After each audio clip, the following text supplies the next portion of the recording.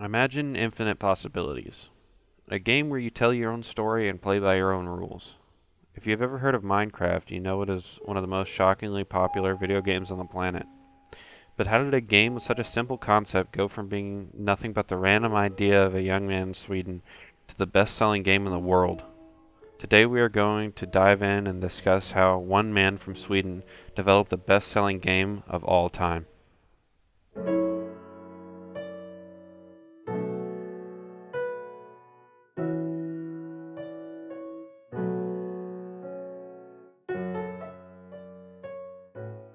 The year is 2009, and Marcus Persson is an indie game developer from Stockholm, Sweden. Marcus has been programming since he was only 8 years old. He is very passionate about programming and video games, and has worked in web development and worked for King.com, the developers of Candy Crush, for 4 years.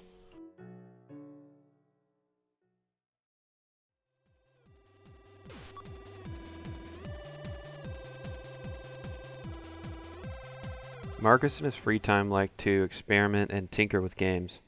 In one of his experiments, he used some modified code from a niche freeware game called Infiniminer to create what was simply called Cave Game.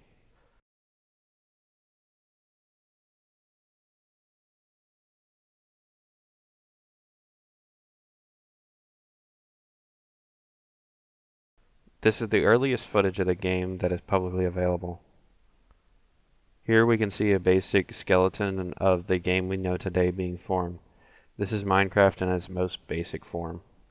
There isn't any goal at this point. The version is essentially just to test the game's engine and ensure that it can properly create worlds. At this point, Marcus must have seen the potential of the game because he started updating it frequently. He first added the ability to place and remove blocks from the world and tested non-player characters. He then added trees and even multiplayer support so you can play with other people.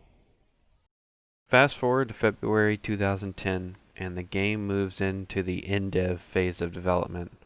Many features are added to make the game a survival game, such as food, farming, day and night cycles, monsters, and crafting. And it was at this point that Minecraft was available to purchase. And then on February 27, 2010, one of the most important features in Minecraft was released, and that's Infinite Worlds.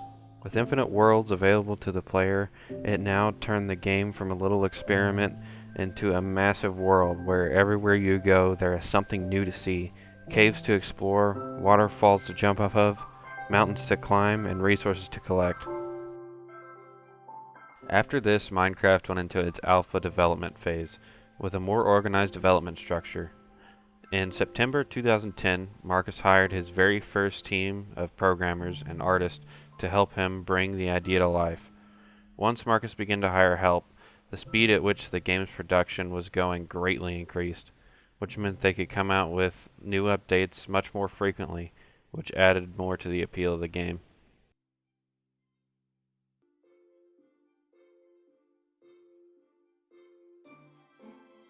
One of the things that contributed most to Minecraft's success was YouTube.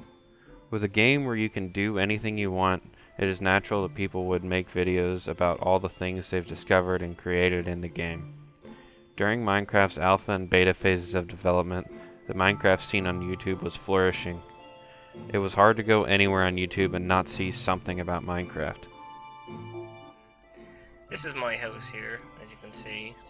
All you do is you put it in the center here like this, and then set a fire to it. Now, not always, but most of...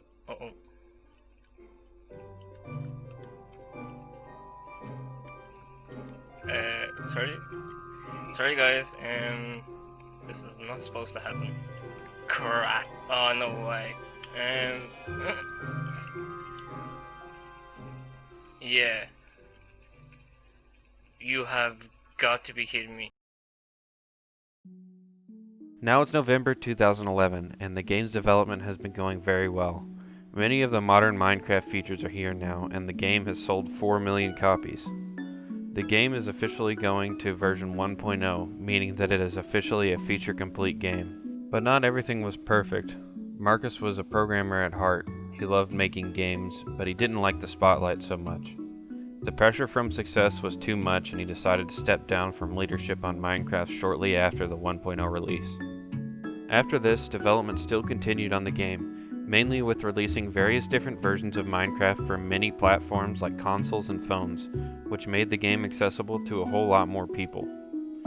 Development continued to go smoothly when in 2014, Microsoft sees the success of Minecraft and offers to buy Marcus's company, Mojang, and all the rights to Minecraft for $2.5 billion, which he accepts.